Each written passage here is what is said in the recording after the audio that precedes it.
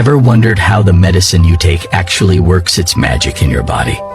Let's dive into a 60-second science session.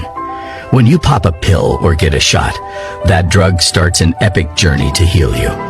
Most of the action happens in two key players, the liver and kidneys. Drugs are usually lipophilic, meaning they love fat, which lets them easily slip through the cell membranes that are made of similar stuff.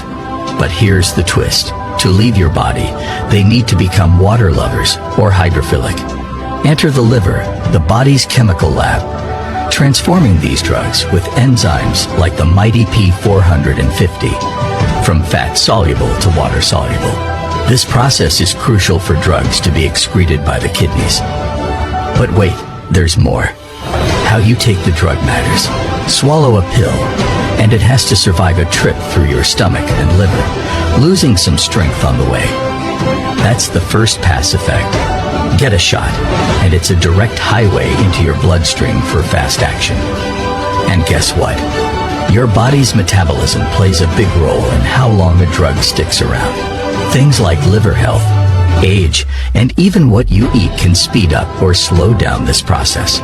So, next time you take medicine, remember the incredible journey it takes to keep you healthy.